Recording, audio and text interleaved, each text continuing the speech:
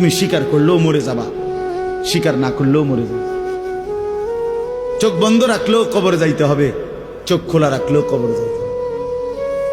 কি বলে, রাজপ্রাসাদের মানুষটাও মরে যাবে, কুড়ে ঘরের মানুষটাও মরে যাবে। সুখের খাবার যার মুখে সেও মরে যাবে, ভিক্ষার থালা যার হাতে সেও মরে যাবে, যাবে না? তো যেটা নিশ্চিত অনিবার্য বাস্তবতা, যে মৃত্যুকে আড়াল করার, অস্বীকার করার, পাশ কাটার কোনই ব্যবস্থা নাই, কোনই ব্যবস্থা নাই। না ক্ষমতা দেখাইয়া, না কাইন্দা কাইটা, কোনো সিস্টেম নেই। ক্ষমতা দিয়েও মৃত্যুকে ঠেকানো যাবে না, কাইন্দা কাইটাও কি করা যাবে না মৃত্যুকে। যেটা নিশ্চিত সেটাকে ভুলে যাওয়া কেন ভাই? কেন ভুলে যাব আমরা? আল্লাহর নবী সাল্লাল্লাহু আলাইহি ওয়াসাল্লামের যেই হাদিস আমি পড়ছি, এটাই নবীজি বলছেন, আকসিরু যিকরা হাদিমিল লাজ্জাত। আমার উম্মত প্রতিদিন বেশি বেশি ওই জিনিসটাকে স্মরণ করো যেটা তোমার সমস্ত স্বাদ, আহ্লাদ, সমস্ত ব্যস্ততা সবকিছুকে স্তব্ধ করে দিবে। সবকিছু, সেটার নাম মৃত্যু। হাদিসে আছে মৃত্যু সবকিছু বন্ধ করবে। তোমার নাক, তোমার চোখের দৃষ্টি, তোমার কানের শ্রবণ শক্তি, তোমার জবানের উচ্চারণ, তোমার জিহ্বার স্বাদ, তোমার হাতের নড়াচড়া, তোমার ব্যস্ততার এই জিন্দিগি স্তব্ধ করে দিবে। দিবে কিনা বলে? আমি অনেক সময় বলি, আমার প্রায় সময় জানাজা পড়তে গেলে মনে হয়, দেখবেন জানাজার নামাজেও মনে করেন 10:30 বাজে জানাজার টাইম দিছে, 10:30 জানাজা, 10:34 বাজে গেছে, 30-40 বাজে গেছে। কিছু মানুষের এই পরিমাণ অস্থিরতা, এই মিয়া টাইম টেবিল ঠিক রাখো না, কইলা 10:30টায় জানাজা, 10টা মিনিট ওভার হয়ে গেছে, কতক্ষণ খাড় করায় রাখবা? মানে উনি ব্যস্ত, ওনার এই 10 মিনিট সময় নাই। আল্লাহর কসম বন্ধু, এই মানুষটাও এরকম ব্যস্তই ছিল।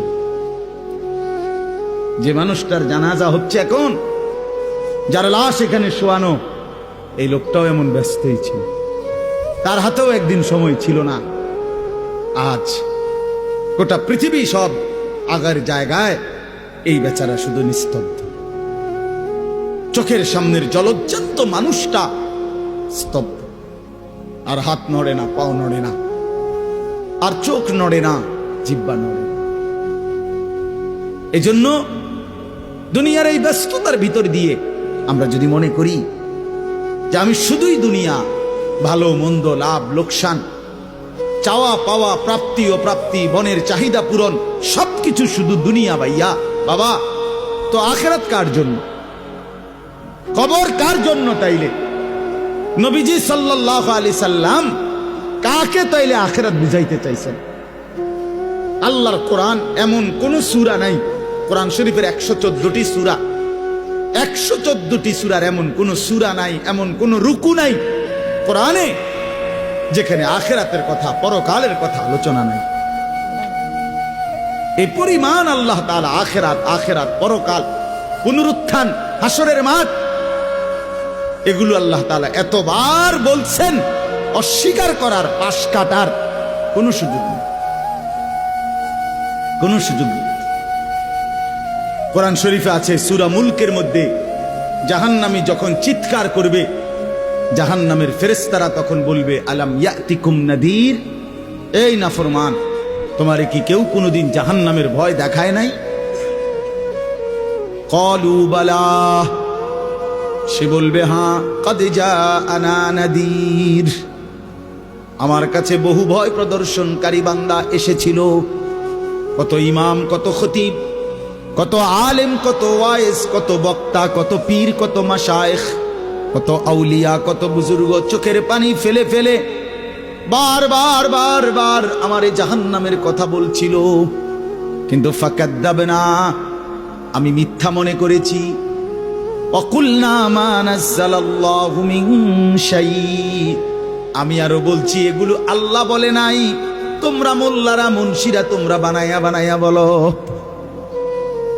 হ্যাঁ, অনেক বেত্তমিজ লোক আছে, ও আইতো না, হুজুররা যত কয় এত না, না ওরা জানে, ওরা আগেও একবার ফিডা খাইয়া আইছে, ওরা একবার ঘুরে আইছে হাসুরের মাঠ, ওরা জানে যত কয় এত না। ও কইতে লাগলে সবাই কয়, বাড়াইয়ে কয়, মাইক ফাইলে কে না কয়। এই সমস্ত বিদ্রুপ আলেমদের কথাকে আপনি অবজ্ঞা করিলেন। আসলে তো আলেমদের কথা না, কথা যদি হুজুরের কথা হইতো তাইলে না হয় আপনি ফেলে দিতেন, কিন্তু জবানে না হুজুরের কথা, তো সরাসরি আল্লাহ কথা, তো রাসূলুল্লাহর, আল্লাহর, তো সে কথা প্রত্যাখ্যান করলেন কেন? আপনি আমার কথা, আমার ব্যক্তিগত যদি কথা হয় সেটা ফেলে দেন, কথা বোঝেন নাই। কিন্তু উলামায়ে কেরাম আপনাদেরকে নসিহতের মাধ্যমে নিজের ব্যক্তিগত হুজুরদের কথা বলে না, কথা বলেন না কেন? কার কথা বলে? আল্লাহর কথা বলে, রাসূলুল্লাহ সাল্লাল্লাহু আলাইহি সাল্লামের কথা বলে, তো সেটা বাদ দিলেন কেন? সেটা বাদ দিলেন। আমার ব্যক্তিগত কথা তো আপনাদের ধরতে বলি নাই, আমার ব্যক্তিগত কথা বলি, আপনারা দেখি গ্রহণ করেন কিনা বলেন। মনে করেন আমি কুমিল্লা ক্যান্টনমেন্ট থাকি, ময়নামতি সাহেবের বাজার, আমার মাদ্রাসা বাসা ওইখানে। তা আমি কুমিল্লা ক্যান্টনমেন্টে একটা বড় টাওয়ার আছে, গুমতি টাওয়ার। এই গুমতি টাওয়ারের নিচে আন্ডারগ্রাউন্ডে মুদি দোকান এবং তরি তরকারির দোকান। আমি প্রত্যেক দিন ওইখানে তরি তরকারি এবং মুদি যত মাল, এই যে পেঁয়াজ রসুন আদা তেল এগুলো এবং মাছ তরকারি, এগুলো ওই গুমতি টাওয়ার থেকেই সবসময় কিনি। আপনারাও সবাই নিয়ত করেন ইনশাআল্লাহ এখন থেকে সবাই কুমিল্লা ক্যান্টনমেন্ট গুমতি টাওয়ার থেকেই তরকারি এবং চাল ডাল তেল কিনবেন, বলেন ইনশাআল্লাহ। কথা বলেন না তো, তা আপনি কি বলবেন? কি কি হুজুর আপনি পাগল হইলেন? আমি কিনতাম, আমার আমনের ক্যান্টনমেন্ট আমি কিনতাম যাবো, আমাকে দেশে কি মাছ তরকারির অভাব পড়ছে নি? ঠিক কিনা বলেন না কেন? তাহলে এইটা না আমার ব্যক্তিগত কথা, কথাটা আমার বুঝছেন নি? এইটারে তো আপনারে মানতে কই নাই আমি, আমি তো বলি না আপনারে যে আপনি আমার লগে গিয়ে বাজার করেন। তাহলে আপনি যে বললেন হুজুরে এরম কয়, হুজুরের সব কথা ধরলে চলন যাইতো না বর্তমান জমানায়। আপনারা তো আমার একটা কথাও ধরতে বলি নাই, আপনাকে বলছি আল্লাহর কথা না ধরতে।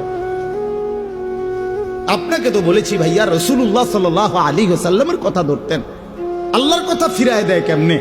নবীর কথা ফিরায় দেয় বলেন বাবা, মেহেরবানি করে। এই জন্য বুঝতে শিখেন, বুঝতে শিখেন।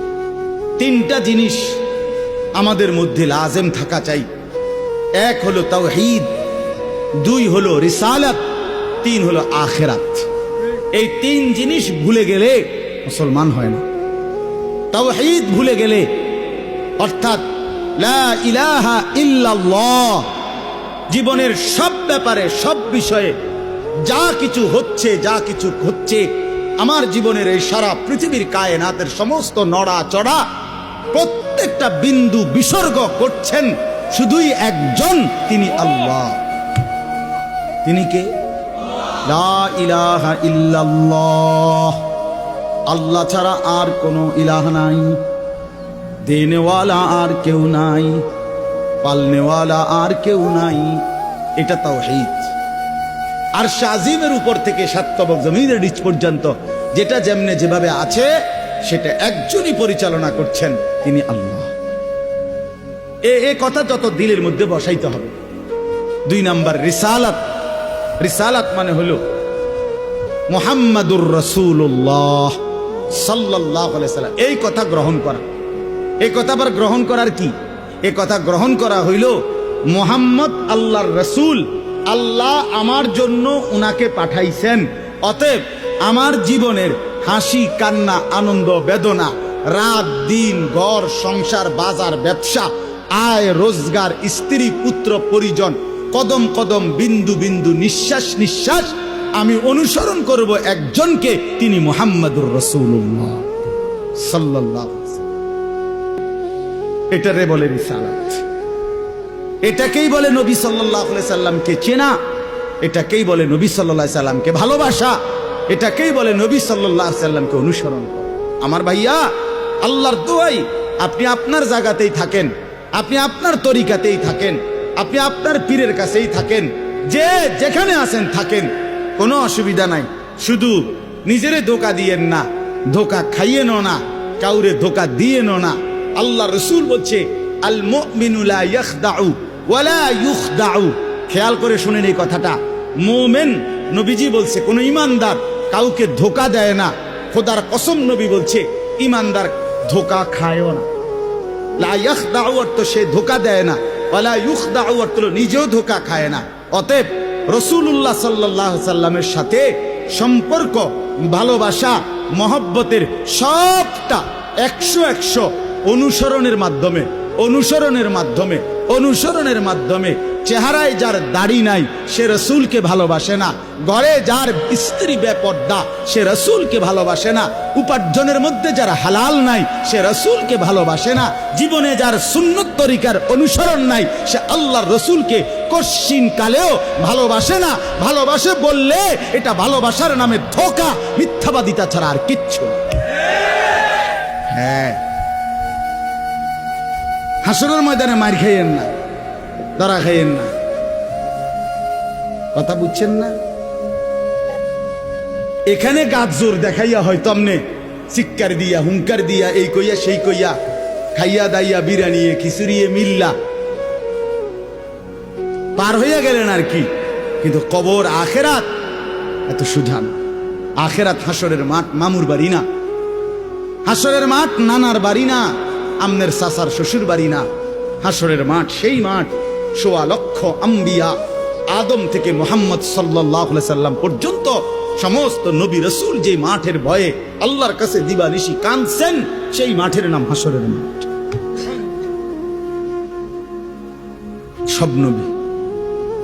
সব নবী আল্লাহর কাছে হাসরের মাঠের ব্যাপারে দোয়া করছে। আমাদের নবী সাল্লাল্লাহু আলাইহি সাল্লাম পর্যন্ত যার কোনো গুনাহ নাই, যিনি নিষ্পাপ, সেই নবীজি পর্যন্ত 5 ওয়াক্ত নামাজের পরে, সব আলেমদেরকে জিজ্ঞাসা করেন, নবীজি নিয়মিত 5 ওয়াক্ত নামাজের পরে দোয়া করতেন, আল্লাহুম্মা হাসিবনি হিসাবান ইয়াসীরা। আল্লাহ, হাসরের মাঠে আমার ভয় লাগে, আমি মুহাম্মদের, আপনার বন্ধুর হাসরের মাঠের হিসাব সহজ করে দিও। নিজের ব্যাপারে বলছে। এই জন্য বাপ রাগ হইয়েন না। 1 নম্বর তাওহীদ, কলিজার ভিতরে ঈমান মজবুত করতে হবে।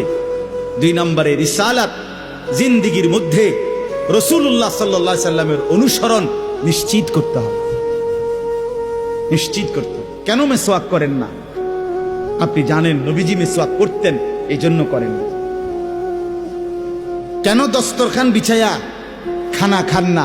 আপনি জানেন, শুনছেন যে নবীজি সাল্লাল্লাহু আলাইহি সাল্লাম দস্তরখান বিছায়া সমান জায়গায় খানা খাইতেন, এই জন্য আপনি ইচ্ছা করে এটা বিছান না। কারণ আপনার কলিজার ভিতরে সিদ্ধান্ত, আমি মুহাম্মদুর রাসূলুল্লাহ সাল্লাল্লাহু আলাইহি সাল্লামের বিরোধিতা করব। কেন আপনি দাড়ি কাটেন? কারণ আপনি শুনছেন নবীজি দাড়ি লম্বা করতে বলছে, এই জন্য আপনি এটা বুঝাইলেন। রাসূলুল্লাহ সাল্লাল্লাহু আলাইহি সাল্লাম আপনি কইছেন, আচ্ছা আমরে দেখাবো। আপনি জানেন, হ্যাঁ, আপনার বাম পাও দিয়া ঢুকতে বাথরুমে, টয়লেটে মনে থাকে না। কেন মনে থাকে না? আপনি জানেন না এটা নবীজি বলছে। কথা বলেন না, নাকি ওই কাউমি মাদ্রাসার হুজুররা কইছে? কথা বলেন না। মেসওয়াক এটা রাসূলুল্লাহ সাল্লাল্লাহু আলাইহি সাল্লামের সুন্নত না কওমি আলেমদের সুন্নত? কথা বলেন না আপনারা। তো এটা করেন না কেন? কারে ওহাবি বলেন? কারে গালি দেন? কেন গালি দেন? কি বুঝে গালি দিলেন? কেন বললেন? বলেন, কি অপরাধের কারণে আমি রাসূলের দুশমন হব? কেন? আমি মিসওয়াক করি এই অপরাধের কারণে না? কথা বলেন না কেন? আমি দাড়ি রাখছি দেখে এই অপরাধের কারণে? কোন আমার স্ত্রী পর্দানসীন, আমার মেয়ে পর্দা করে, আমার ঘরে টেলিভিশন নাই, আমার রোজগারের মধ্যে আমি হারাম করার চেষ্টা করি না, তো সব ক্ষেত্রে রাসূলুল্লাহ সাল্লাল্লাহু আলাইহি সাল্লামের সুন্নাতের উপরে চলার চেষ্টা করলাম, তা আমি রাসূলের দুশমন কেন হলাম? আমি বুঝাইলাম, আমি বলতে মানে আপনি যে কোনো একজন আলেমে দ্বীনকে আপনি কেন নবীর দুশমন বলবেন? এত বড় জুলুম কেন করেন? এত বড় কেন জুলুম করেন বাবা? চা দোকানে বসে একজন আলেমের বদনাম করলেন, আপনি আন্দাজ করলেন একজন আলেমের ইলমের কদর কত? আমরা কিতাবে স্পষ্ট পড়ছি সারা পৃথিবীর ইমানদারের সমস্ত বন্দিগি আর আল্লাহর রাস্তায় জিহাদ, এই দুইটার পার্থক্য কদ্দুর। সারা পৃথিবীর ইমানদারের সমস্ত ইবাদাত একটি সমুদ্রের মধ্যে যদি কেউ আঙ্গুল দেয়, আঙ্গুল চুবায়, তো আঙ্গুলের অগ্রভাগে পানি লাগবে যে দূর, এতে করে সমুদ্রের ঢেউ তো বন্ধ হয়ে যাবে, ঠিক না? নৌকা চলা বন্ধ হয়ে যাবে না? সমুদ্র টের পাবে কিছু? কিতাবে স্পষ্ট আছে একজন ইমানদারের সমস্ত মুমিনের সব ইবাদত একত্র করিলে এইটার মর্যাদা হলো আঙ্গুলের অগ্রভাগের পানি। আর আল্লাহর রাস্তার জিহাদ ফি সাবিলিল্লাহ, জীবন দেওয়া, জিহাদ করা, এটা সমুদ্রের বাকি পানি। এরপরে লিখছে যে সমস্ত ইবাদত এবং আল্লাহর রাস্তার যুদ্ধ, এইটাও এবার একসাথ করেন। এই সবটা এবার ইবাদাত এবং কি জিহাদ সবটা একত্র করিলে আঙ্গুলের অগ্রভাগের পানি, খোদার কসম, আল্লাহর কসম, এলেম, কোরআন সুন্নাহর এলেম, এইটা সমুদ্রের বাকি পানি। বিশ্বাস করে এবার বলেন এক আলেমে দ্বীনের কদর করে আপনি কারে টিটকারি করলেন? কারে? ওটা আপনার মসজিদের ইমাম ৬,০০০ টাকা বেতন দেখে আপনার চোখে লাগছে না? বেটার বেতন কম, হ্যাঁ বেটার বেতন কম তো আপনি না কম দিছেন, উনি নি কম নির্ধারণ করছেন, আপনি না তারা মূল্যায়ন করেন না। কথা বলেন না কেন? আমাদের সমস্ত একার একটা স্পষ্ট কথা খেয়াল করেন, যদি এক সমস্ত মুসলমানের টার্গেট হইতো যে আমি প্রত্যেক বিষয়ে আল্লাহর কোরআন রসুলের সুন্নাত মোতাবেক চলবো, তাইলে এই পৃথিবীতে মসজিদের ইমামের চাইতে ব্যস্ত জিন্দিগি আর কেউ পালন করার কথা ছিল না। কেন? ওই মহল্লার সমস্ত মানুষের ঈমান, ইসলাম, আখিরাতের সমস্ত দিক নির্দেশনা সারাক্ষণ উনাকে দিতে হইতো, তখন উনার কদরও হইতো অনেক, তখন উনার বেতনও হইতো অনেক, উনার হাদিয়াও হইতো অনেক। কিন্তু আমাদের কলিজার ভিতরে আখিরাত লাগে না মনে হইছে, কোরআন তিলাওয়াত লাগে না, রসুলের সুন্নাত লাগে না, মেয়ের বিয়েটার মধ্যে নবীর সুন্নাত কি এটা জানার দরকার নাই, ছেলের বিয়েটার মধ্যে নবীর সুন্নাত কি এটা জানার দরকার নাই। ওই হদ্দার মাতব্বর মিল্লা তারা ঠিক করছে বিয়েটার মধ্যে চেয়ার হইব ২০০, টেবিল হইব মোট ৩০টা, গেট হইব একটা ৭০,০০০ টাকা দামের গেট, হাইয়েস্ট গাড়ি যাব ৬০টা, প্রত্যেকটার মধ্যে বেড়া বেড়ি মিল্লা বইব ১৪ জন, তো ৫টার মধ্যে ৫, ১৪, ৭০ জন। এরপরে দিয়া গেটে দিব ২,০০০, বাজে খরচ হইল ৩,০০০, এই হইল ৫,০০০। এগুলো হইল হিসাব। আর হুজুরে আইয়া কয়ে গেছে রবিবারে মাইয়াগার বিয়া, দুপুরে দুগা ভাত খেয়ে যাই। বুঝেন নাই? কিন্তু যদি সে জানতো যে রাসূলুল্লাহ সাল্লাল্লাহু আলাইহি সাল্লামের ৪টা মেয়ে নবী বিয়ে দিছেন, আমি সেভাবে রাসূলের মেয়ে যেভাবে বিয়ে দিছেন আমি আমার কন্যাকে সেভাবে বিয়ে দেব, তাইলে তো ইমাম সাহেবের কাছে উনি আগে আসতো, ঠিক কিনা বল? আলেমের কাছে আগে আসতো।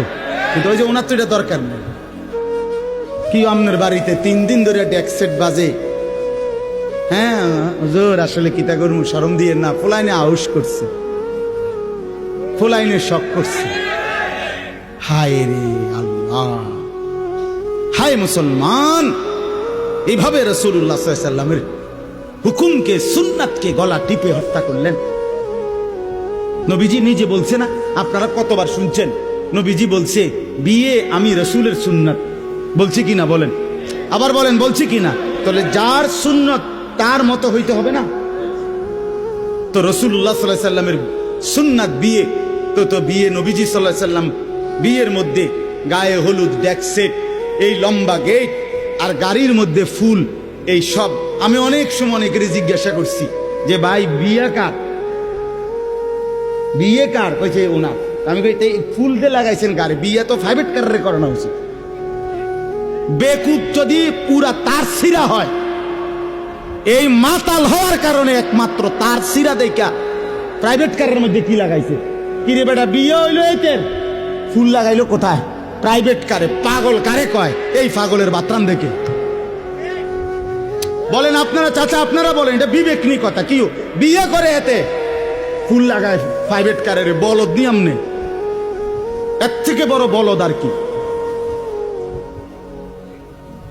আস্তাগফিরুল্লাহ, কি পরিমাণ বোকা আমরা। 10,000 টাকা কোথায় লাগাইলেন? 10,000 টাকা এই ফুলগুলো লাগাইতে গিয়ে 5,000 টাকা, 7,000 টাকা, 10,000 টাকা কোথায় দিলেন? 10,000 টাকা পেলে একজন এতিম সন্তান 1 বছর পড়ালেখা করতে পারত।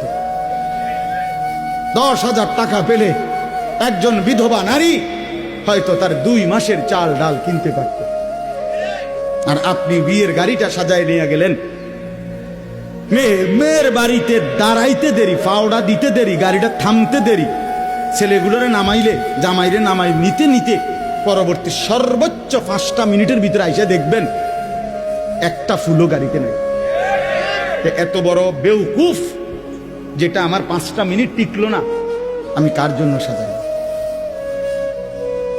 কার জন্য সাজাই? এই জন্য বাবা 1 নাম্বার বললাম আল্লাহর প্রতি তাওহীদ, আর 2 নাম্বার হলো পুরা জিন্দেগি রাসূলুল্লাহ সাল্লাল্লাহু আলাইহি সাল্লামকে অনুসরণ করা। 3 নাম্বার হলো আখিরাত। সবকিছুর ক্ষেত্রে ফিকির করবেন। আপনি আমি সবাই মৃত্যুর মাধ্যমে আখিরাতের দিকে যেতে হবে। কিসের দিকে? হ্যাঁ, মৃত্যু মানে শেষ না, মৃত্যু মানে সমাপ্তি না, মৃত্যু মানে শেষ না বাবা। মৃত্যু মানে আখিরাত, পরকালের জিন্দেগি, পরবর্তী অধ্যায়, নতুন অধ্যায়ের শুরু, নতুন অধ্যায়ের শুরু। এই জন্য আখিরাতকে ভুললে জীবনের কোনো অর্থ থাকে না। আখিরাতকে ভুললে মানুষ আর মানুষ থাকে না। বিশ্বাস করেন, পরকালের অনুভূতি যার নাই, কবরের অনুভূতি যার নাই, হাসরের ময়দানের বিবেক যার নাই, আল্লাহর কসম ওই ব্যক্তির জীবনের কোনো নিয়ন্ত্রণ নাই। সে যা ইচ্ছা তাই করে, জন্তু জানোয়ার যা করে। সমস্ত মানুষ যারা অপরাধ থেকে বেঁচে থাকে এবং পুণ্য কর্ম উত্তম কাজে লেগে থাকে, তার একটা মূল ফিকির তার কলিজার ভিতরে এটা আছে, আমি গুনাহ থেকে বাঁচতে হবে, আমি নেক কাজ করতে হবে। কেন? আমাকে আখিরাতে যেতে হবে। কথা বলেন না কেন? যে গুনাহ থেকে বাঁচে, কেন বাঁচে? আখিরাত আছে। যে নেক কাজ করে, কেন করে? আখিরাত, আখিরাত আছে, আখিরাত আছে। এই জন্য এই 3 জিনিস শিখা দরকার, কলিজার মধ্যে আনা দরকার। তাওহীদ, রিসালাত, আখিরাত। বলেন কি? তাওহীদ মানে লা ইলাহা ইল্লাল্লাহ, বলেন। রিসালাত মানে মুহাম্মাদুর রাসূলুল্লাহ, আর আখিরাত মানে পরকাল। এখন আসেন শেষ অংশে। আখিরাতের পুরা আখিরাতের পরকালের জিন্দেগিটার উদ্বোধন, শুরু মৃত্যু। মৃত্যুর মাধ্যমেই শুরু হয়। এই আমি শুধু যে আয়াতটুকু পড়ছি আপনাদেরকে শুধু তর্জমা শুনাই। আল্লাহ তাআলা বলেন, দুনিয়ার জীবনে, এই অল্প একটু, আর দুনিয়ার জীবনে যেই মানুষটা আল্লাহর নাফরমানি, অবাধ্যতা, রাসূলের বিরোধিতা, কোরআন সুন্নাহর বিরোধিতা, আল্লাহর হুকুমের বিরোধিতা করে কাফের, মুশরিক, বেঈমান, নাফরমান, পাপী হয়ে জিন্দেগিটা কাটাইছে, আল্লাহ তাআলা বলেন তার আখিরাত যে কঠিন হবে এটার প্রথম প্রমাণ হলো তার মৃত্যুর মুখে গিয়া আজরাইল, মালাকুল মউত যখন আসবে, আল্লাহর কসম আল্লাহ বলেন তার মৃত্যুর যন্ত্রণাটা হবে অত্যন্ত ভয়ানক। এটা দিয়েই শুরু হবে। সে মালাকুল মউত আজরাইলকে দেখেই আর তার রুহু কবচ দেখেই সে বুঝে ফেলবে তার পরবর্তী স্টেজ বড় বিপজ্জনক, তার সামনের জিন্দেগি বড় বিপজ্জনক। আল্লাহ তাআলা বলেন সমস্ত নাফরমান ব্যক্তির জান কবজের মুহূর্তটা খুব বেশি যন্ত্রণাদায়ক, খুব বেশি যন্ত্রণাদায়ক, খুব বেশি। এই যন্ত্রণার সিস্টেম হইল, নবীজি বলছেন প্রত্যেক নাফরমান পাপী, হাদিসের মধ্যে আছে নেককার ব্যক্তি, ফেরেশতা আজরাইল অত্যন্ত সুন্দর আকৃতিতে নেককার ব্যক্তির কাছে আইসা তার রুহু কবজের সময় বলবে, হে পবিত্র আত্মা, আল্লাহর সন্তুষ্টি নিয়ে তুমি বের হয়ে আসো। আল্লাহ রাসূল সাল্লাল্লাহু আলাইহি সাল্লাম বলেন, কোন পাত্র থেকে পানি যেভাবে ঢেলে দেয়, এটা যেরকম আরামসে পড়ে যায়, বের হয়, আল্লাহর কসম নবীজি বলেন নেককার ব্যক্তির রূহটা মালাকুল মউত আজরাইলের হাতে এরকম আরামসে চলে আসে। আর আল্লাহ নবী সাল্লাল্লাহু আলাইহি সাল্লাম বলেন কোন নাফরমান পাপী এক নম্বরে তার মৃত্যুর সময় প্রথম হলো ফেরেশতা মালাকুল মউত আজরাইল অত্যন্ত নিকৃষ্ট বিভৎস কুৎসিত চেহারা নিয়ে তার সামনে দাঁড়াবে। আমার কাছে আরবি কিতাব আছে, ইমাম কুরতুবির কিতাব আত-তাযকিরা, এই কিতাবের মধ্যে আছে ইব্রাহিম আলাইহিস সালাম একবার আজরাইলকে বলছিল, আজরাইল কোন নাফরমান পাপী ব্যক্তির যে সময় জান কবজ করো তখন তুমি যেই চেহারা নিয়ে তার সামনে দাঁড়াও ওইটা আমার একটু দেখাও। কিতাবে আছে আজরাইল বলছে ইব্রাহিম আলাইহিস সালামকে যে আল্লাহর কসম আপনি সহ্য করতে পারতেন না। ইব্রাহিম আলাইহিস সালাম বলেন না, তুমি আমারে দেখাও, আমি দেখুমই। তো আজরাইল ওই আকৃতিটা ধারণ করছে। কোন পাপীর রুহু কবজের সময় উনি যেই চেহারা ধরে অত্যন্ত নিকৃষ্ট কুৎসিত চেহারা। তো কিতাবে স্পষ্ট আছে, ইমাম কুরতুবী বলেন ইব্রাহিম আলাইহিস সালাম চিৎকার দিয়া বেহুশ হয়ে গেছে। লম্বা সময় পরে হুঁশ আসার পরে উনি চোখের পানি ফেলে আল্লাহকে বলছে, আল্লাহ তোমার কোন নাফরমান বান্দা পরবর্তীতে কবরের আযাব, হাসরের আযাব, জাহান্নামের আযাব আর কিছুই লাগবে না, শুধু কেবল আজরাইলের এই বিভৎস চেহারার যদি একবার দেখে তার ৬০ বছরের নাফরমানির শাস্তির জন্য এটাই যথেষ্ট, এটাই যথেষ্ট। আল্লাহ নবী সাল্লাল্লাহু আলাইহি সাল্লাম বলছেন, কোরআনে আল্লাহ বলছেন এই মালাকুল মউত আজরাইল যখন কোন পাপী নাফরমানের জান কবজ করতে আসবে তে প্রথম এই কলিজাটার ভেতর থেকে যে রূহ আছে, এই কলজার ভিতরে কলবের ভিতরে যে রূহ, এই রূহটা ধরে টান মারবে যখন, একটা টানে কলিজাটা ছিঁড়া, রূহটা ছিঁড়া এই কণ্ঠনালী পর্যন্ত চলে আসবে। কাল্লা ইযা বালাগাতিত তারাকিয়া, কাল্লা ইযা বালাগাতিত তারাকিয়া। আর কিছুই না বান্দা, শোনো, যখন নাফরমান তোমার জান কবজের সময় রূহটা চলে আসবে কণ্ঠনালীতে, এবার রূহটা বের হতে চাইবে না, বের হতে চাইবে না, নাফরমান ছটফট করবে। আর ফেরেশতা আজরাইল, ফেরেশতা ছিঁড়া বিরা কোন জিনিসকে, কোন ধারালো লোহা, শিক, এটা যদি আগুনের মধ্যে, আপনার আগুনে পুরানো জিনিসের মধ্যে টান দেয় তাইলে যেরকম ছিঁড়া ভিড়া আসে, আল্লাহর কসম আল্লাহ রাসূল বলছে আজরাইল যখন রূহ ধরে আবার টান মারবে তো সমস্ত শরীর ছিন্ন ভিন্ন করে এই রূহ বের করে আনবে। ওয়াকিলা মান রাক, আল্লাহ বলে আশপাশের মানুষগুলো তখন বলবে ওই লোকের ছটফটানি দেখা, হায় তাকে বাঁচাবার জন্য কোন ওজা ডাকো, বৈদ্য ডাকো, ডাক্তার ডাকো, কবিরাজ ডাকো, কে আছো তাকে চিকিৎসা করবে, ডাকো না, আনো না, কত ভীষণ ছটফট করছে। আল্লাহ বলেন যান্না আন্নাহুল ফিরাক, কিন্তু ওই নাফরমান বুঝে ফেলবে আজ আর তাকে কেউ ফিরাইতে পারবে না, তাকে দুনিয়া থেকে বিচ্ছিন্ন হতেই হবে, তাকে চলে যেতেই হবে। বন্ধু আমার, বাপ আমার, একটা জরুরি কথা আপনারা বয়স্ক লোকেদেরকে বলি।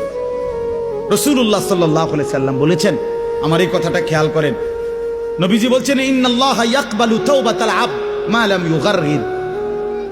বান্দা যখন আজরাইলকে দেখে তখন তার রুহে, তার শরীরের মধ্যে আরে গড়গড়া শুরু হয়, মৃত্যুর গড়গড়া শুরু হয়। আল্লাহ রাসূল বলছেন তখন আর আল্লাহ তাআলা কারো কোনো তওবা কবুল করে, তওবা কবুল করে। ওয়ালাইসাতিত তাওবাতু লিল্লাযিনা ইয়ামালুনাস সাইয়্যাত হাত্তা ইযা জাআ আহাদাহুমুল মাউত ক্বালা ইন্নী তুবতুল আন। আল্লাহ বলেন যে মৃত্যু পর্যন্ত নাফরমানি করে গেছে, যখন মৃত্যুর মুখে আজরাইল আসছে এখন বলতেছে আল্লাহ আমি তওবা করলাম। আল্লাহ বলেন ওয়ালাইসাতিত তাওবা, এমন তওবা আমি আল্লাহ গ্রহণ করব না। আমরা অনেক সময় 90 বছরের বুড়া, 70 বছরের বুড়া মিয়া একদম লম্বা হইয়া সোজা হইয়া গেছে, দম টাইনতে আছে লম্বা কইরা, এই সময়ে গিয়া 200 টাকা হাদিয়া দিয়া হুজুর আনছে, হুজুর তোবাটা ফরাইয়া দেন, আব্বারে ব্যস্তটা বুঝ করে দেন, ধরেন এই 200 টাকা। কি তওবা করাবে হুজুর? এখন ওনার কোনো এহসাস অনুভূতি আছে? কথা বলেন না কেন? উনি জানে কিছু কি বলতেছে, কি তওবা করাইলেন? কিসের তওবা? কিসের তওবা এটা? কিসের তওবা? গুনাহ করলেন আপনি, আপনার ফরামু বুঝি আমি? হ্যাঁ, আপনার গুনাহ আপনি না জানেন। এই জন্য আল্লাহ কোরআনে বলছেন, ওয়াল্লাযীনা ইযা ফাআলু ফাহিশাতান আও যালামু আনফুসাহুম যাকারুল্লাহ। আল্লাহ বলে, বান্দা শোনো, জীবনভর যদি গুনাহ করো, নাফরমানি করো, জুলুম করো, নাফরমানি করো, কিন্তু আমার যেই বান্দা গুনাহ করবে অথবা নাফরমানি, অশ্লীলতা, বেহায়াপনা করে, আল্লাহ বলেন যদি সাথে সাথে আমি আল্লাহকে মনে করে, অতঃপর ফাস্তাগফারু লিযুনুবিহিম, আমি আল্লাহর কাছে নিজের গুনাহের জন্য মাফ চায়, ওমান ইয়াগফিরুয যুনুবা ইল্লাল্লাহ, বুঝে শুনে দিল থেকে বলে আল্লাহ আপনি মাফ না করলে মাফ করবে কে? ওয়ালাম ইউসিররু আলা মা ফাআলু ওয়া হুম ইয়ালামুন, আর আল্লাহকে বলে আল্লাহ এই গুনাহ আমি ছেড়ে দিলাম, ওয়া হুম ইয়ালামুন, জেনে বুঝে এমন নাফরমানি আর করব না, মাফ করে দেন। খোদার কসম আল্লাহ বলেন, বুঝে শুনে আমার বান্দা যদি গুনাহ ছেড়ে দিয়ে আর করবে না, ওয়াদা দিয়ে আমি আল্লাহর কাছে চোখের পানি ফেলে মাফ চায়, এবার গুনাহ যদি আসমান পরিমাণও হয়, আমি আল্লাহ ওয়াদা করলাম বিনিময়ে পুরা মাগফিরাত দিয়ে দেব। উলাইকা জাযাউহুম মাগফিরাতুম মির রাব্বিহিম, পুরা মাফ। যে শর্ত হইল বান্দা আর করবা না, ওয়াদা দিতে হবে, গুনাহগুলো ছেড়ে দিতে হবে। আমনের কলজার ভিতরে হইল আমনে কোনো সুদের টিয়া ছাড়তেন না, আমনে কোনো বিড়িখানা ছাড়তেন না, আমনে কোনো সাদওয়ানের টেলিভিশন সাউন্ড বন্ধ করতেন না, আমনে হুজুরের লগে যে ডোলেন আস্তাগফিরুল্লাহ রাব্বি, আমনে কীর্তন লরেন, আমনের পকেটে দে বিড়ি,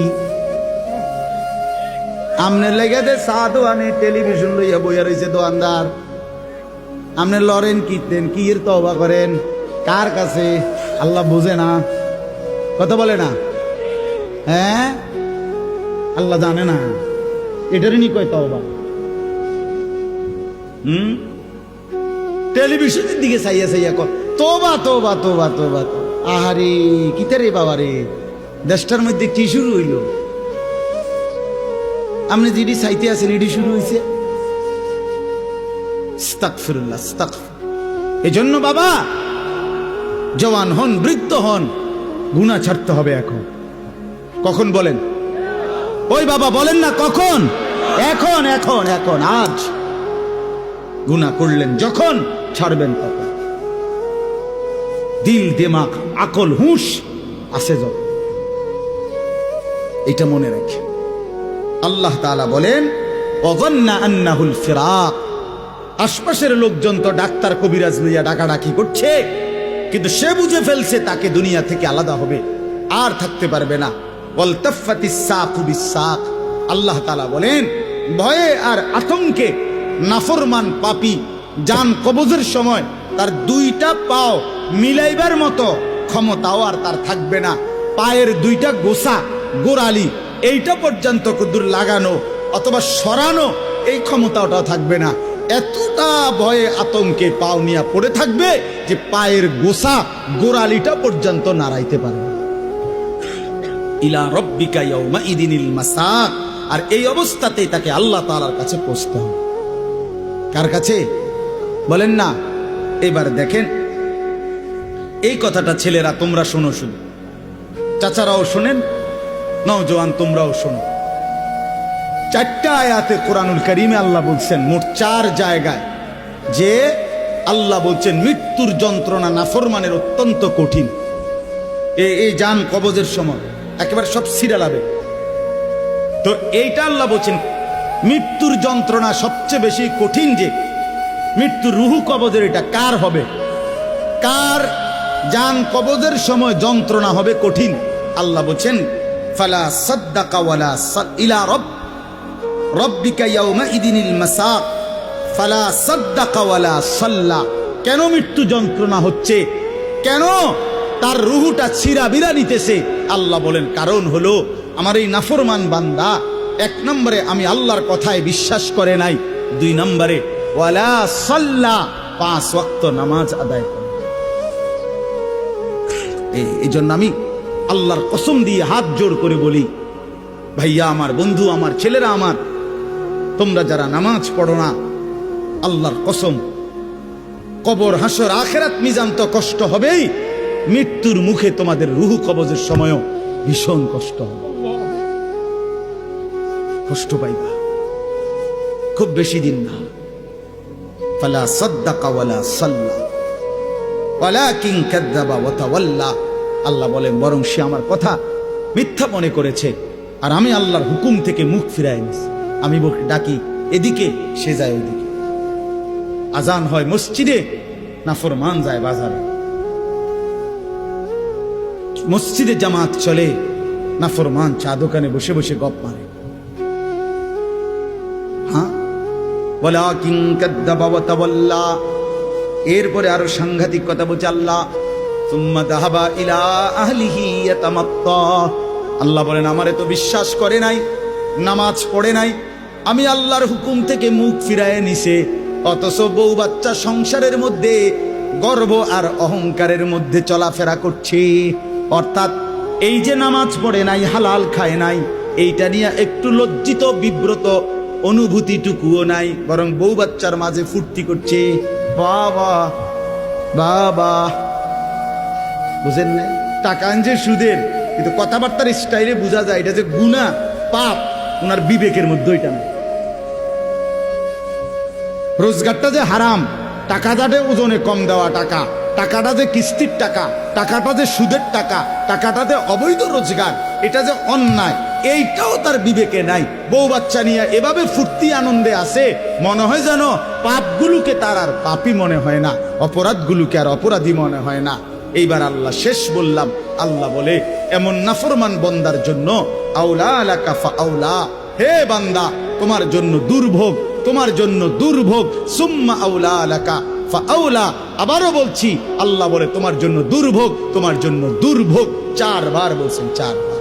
তোমার জন্য লাঞ্ছনা, তোমার জন্য লাঞ্ছনা, তোমার জন্য লাঞ্ছনা, তোমার জন্য লাঞ্ছনা। কয়বার? তোমার জন্য কষ্ট, কষ্ট, কষ্ট, কষ্ট, তোমার জন্য দুর্ভোগ, দুর্ভোগ, দুর্ভোগ, দুর্ভোগ। এই 4 বার বললেন কেন? তাফসীরের মধ্যে লিখছে, একবার জান কবজের সময় দুর্ভোগ, 2 নম্বরে কবরে দুর্ভোগ, 3 নম্বরে হাসরের ময়দানে দুর্ভোগ, 4 নম্বরে জাহান্নামে দুর্ভোগ। কয়টা হইল? জান কবজের সময় কষ্ট পাইবা, কবরে কষ্ট পাইবা, হাসরের ময়দানে কষ্ট পাইবা, জাহান্নামে কষ্ট পাইবা। কয়খানে? আয়াহসাবুল ইনসানু আন ইউতরাকা সুদান। আল্লাহ বলছে মানুষ তুমি কি ভেবেছো আমি তোমারে এমনি এমনি ছেড়ে দেব? হ্যাঁ, কি ভাবছো বান্দা? কবরের প্রথম মিনিট, প্রথম সেকেন্ডে যখন প্রশ্নের জবাব দিতে পারবা না, আল্লাহ তখনই বলে ফেলবে বান্দা, ফেরেশতারা আমার নাফরমান বান্দার জন্য জাহান্নামের বিছানা বিছিয়ে দাও, জাহান্নামের পোশাক পরিয়ে দাও। ফাআফরিশুহু মিনান নার ওয়ালবাসুহু মিনান নার ওয়াফতাহু লাহু বাবান ইলান নার। জাহান্নাম বরাবর দরজা খুলে দাও। আল্লাহর নবী বলেন, ফেরেশতারা যখন নাফরমানকে জাহান্নামের মধ্যে রেখে চলে যাবে, আরে কবরের মধ্যে রেখে চলে যাবে, কবরের ডান পাশের মাটি একটা চাপ দিবে, বাম দিকে চলে যাবে, বাম দিকের মাটি ডান দিকে চলে আসবে। আল্লাহর নবী বলেন, হাত্তা তাখতালিফা আদলাউহু, ডান পাশের হাড্ডি পাজর ভাঙ্গা চুরচুর হয়ে বাম দিকে চলে যাবে, বাম পাশের হাড্ডি পাজর ভাঙ্গা বন্ধু ডান দিকে চলে আসবে। প্রথম মিনিটেই হাড্ডি শরীর চুরচুর হয়ে যাবে। আল্লাহ ছাড়বে না, আমারেও না, আপনারেও না। বিশ্বাস দুনিয়া আল্লাহ তাআলা তো শাস্তির জায়গা না। আল্লাহটা বলছে তো, আমি এটা শাস্তির জায়গা না, এটা পরীক্ষার জায়গা। কথা বোঝেন নাই? দুনিয়া কিসের জায়গা? এই জন্য ছাড় দেই না। আমি যদি ডেইলির ফিডে ফিরতাম তো তুমি তো মাথা টিকতাম। আজকে যারা নামাজ পড়ে নাই, এখন যারা এশার নামাজ পড়ে নাই, মনে করেন এখন গিয়ে ঘুমাবে, তো ফেরেশতা যদি একটা লাথি মারে, আইয়া একটা কিচ্ছা লাথি মারে যে গাদ্দার ওঠ, তো একটা লাথির লোকে তো 7টা মহাদেশ পার হইয়া যাবে। যদি একটা টানা চক্কনা দেয় ঘাটটা বাড়াইয়া, কি হবে তখন? এই জন্য আল্লাহ কোরআনে বলছে, আমি যদি বান্দা নগদ শাস্তি দেই তাহলে তো ঘাড় সোজা কইরা একজনও চলতে পারবে না। আমি তো জমিনটাকে, পৃথিবীতে আমি আল্লাহ শাস্তির জন্য না, এটা বিচারের জায়গা না, এটা আমলের জায়গা, বিচারের জায়গা আলাদা। মালিকি ইয়াউমিদ্দিন। চলেন, রাত গভীরে, অনেক রাত হইছে, আমরা আপনাদের কাছে বলার চেষ্টা করলাম, নিজেরা ধাক্কা ধাক্কি না করেন, বুঝতে শিখেন। এ হুজুররা কয় তো ভালোই, আসলে কথাটি ভালো বলছে, আমরা লাগিয়াই কইছে, কিন্তু পারি না। হ্যাঁ, পারি তো না। বাবারা, চাচারা, এই সমস্ত ফাজিলি কথা বলিয়েন না, এই সমস্ত মস্কারি কথা বললেন না যে পারি না। পারবেন না কেন? আপনি পারবেন না কেন? পারবেন না। আপনি এই 60 বছরই কি কম কিছু পারছেন? আপনি 60 বছরে হুদা চিড়া খাইছেন? পারবেন না কেন? অবশ্যই পারবেন। আপনি নিয়ত করেন, আমার ছেলেকে নামাজ পড়াবো, মেয়েকে নামাজ পড়াবো, নাতি নাতনিকে নামাজ পড়াবো, আল্লাহর কোরআন শিখাবো, স্ত্রী সন্তানকে পর্দা পুশিদা করাবো। আপনি ফয়সালা নিয়ে ফিকির করেন, না বুঝলে ওলামায়ে কেরাম থেকে জিজ্ঞেস করেন যে হুজুর আমি কেমনে কি বলতাম, কেমনে কি করতাম। আপনি শিখেন, আপনি বুঝেন, মৃত্যু পর্যন্ত বলা চালু রাখেন। তাইলে হবে কি, যদি আপনার কথায় তারা ফিরেও না আসে, আপনার লাগাতার বলা, চোখের পানি ফেলা, আপনার অব্যাহত চেষ্টার কারণে হতে পারে আল্লাহ আপনারে মাফ করে দেবে। কিন্তু আপনি যে মাতেনও না, লড়েনও না, আপনি বইয়া বইয়া তারার লগে ভাত খান, আপনি আপেল খান, মালটা খান, গপ মারেন, খুশি, অথচ তারা নামাজ পড়ে না। এইটা কি ধরনের জিন্দেগি? আল্লাহ আমাদেরকে বুঝার তৌফিক দান করেন। যেই ছেলেরা আলহামদুলিল্লাহ আজকের এই মাহফিলের ইন্তজাম করেছো, ভাই তোমাদের কাছে আমার অনুরোধ, ভাইয়া নামাজ পড়ো। যুবক, আমার অনুরোধ, নামাজ না পড়লে কোনো লাভ হবে না। যারা মাহফিল সাজিয়েছ, এবার জিন্দেগি সাজাও, নিজেকেও সাজাও। এত সুন্দর মাহফিল যাদের হাতে হয়েছে, তুমি কেন নষ্ট হইবা? তুমি বরবাদ হইবা কেন? তুমি মানুষকে ডাকলা আল্লাহর দিকে, নিজে দিলা না সেজদা, তো কি লাভ হলো ভাইয়া? কি লাভ হলো? এটা কেমন ইনসাফ হলো ভাই? এজন্য দয়া করে বাপ, প্রত্যেকটা যুবক ইনশাআল্লাহ আল্লাহর জন্য, দ্বীনের জন্য নিজেকে সুন্দর করে ইবাদত আমল না করলে হবে না। আগামী দিনে ইসলামের জন্য আরো কোরবানি লাগবে।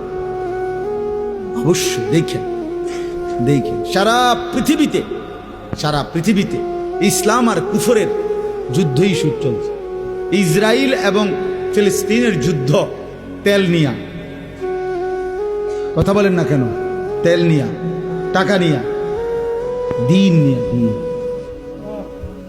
ইসরায়েলের সাথে লেবাননের যুদ্ধ তো ঈমান আর কুফরের যুদ্ধ।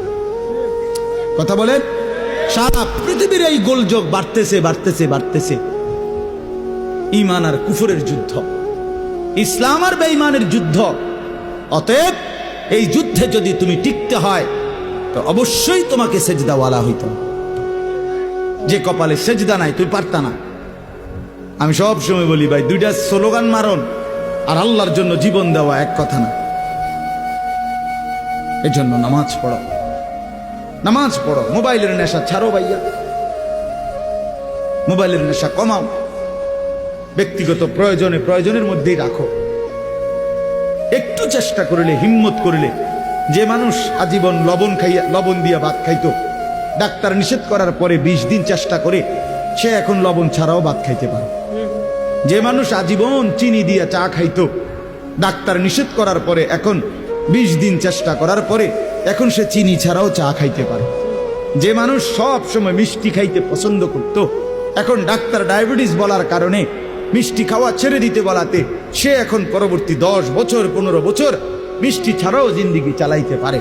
যে মানুষ বহুদিন বিড়ি সিগারেট খাইতো, কোনো আলেমে দ্বীনের কথা শুই না, হয়তো ছেড়ে দিছে, কিছুদিন কষ্ট হয়েছে, 20 দিন 50 দিন 1 মাস, কিন্তু এরপরে ঠিকই তার কাছে এটা সহজ হয়ে গেছে। তো ঠিক তেমনি ভাবে ইনশাআল্লাহ হিম্মত করিলে তুমিও গুনাহ থেকে বাইচা পাক্কা নামাজি হওয়ার যদি হিম্মত করো তো তুমিও পারবা, ইনশাআল্লাহ পারবা। দুনিয়ার এই শরীর বাঁচাইবার জন্য যদি কত কিছু ডাক্তারের কথা মতো বিরত থাকা যায়, তো আখেরাতে জাহান্নামের আযাব থেকে বাঁচার জন্য, কবরের আযাব থেকে বাঁচার জন্য, মৃত্যুর যন্ত্রণা থেকে বাঁচার জন্য গুনাহ তো ছেড়ে দেওয়া উচিত। আল্লাহ আমাদেরকে তৌফিক দেন, কবুল করেন।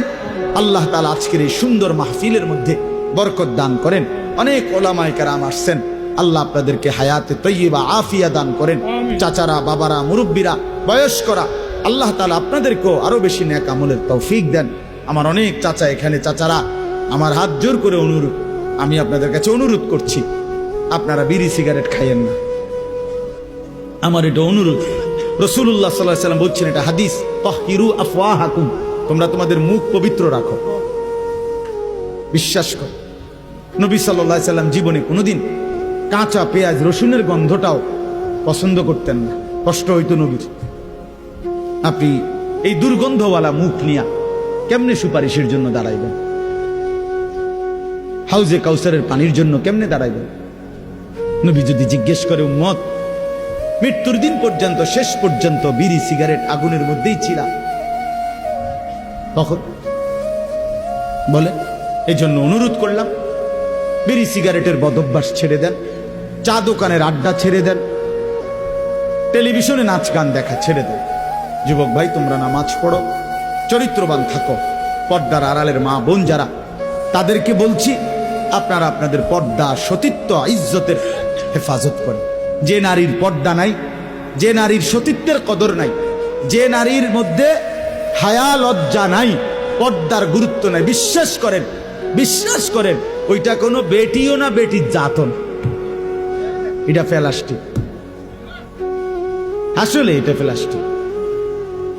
হ্যাঁ, নারী বলে থাকে যার সত্তার ভিতরে নিজেকে আড়ালে রাখা, নিজেকে লুকিয়ে রাখা, পর্দায় রাখা, এইটা যার মধ্যে সৃষ্টিগতভাবে আছে সর্বদা, তারই নারী বলে।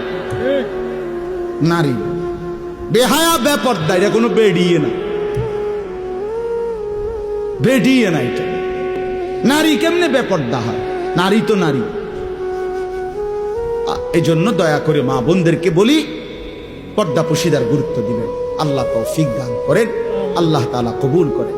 সুবহানাল্লাহি ওয়া বিহামদিহি, সুবহানাকাল্লাহুম্মা বিহামদিকা।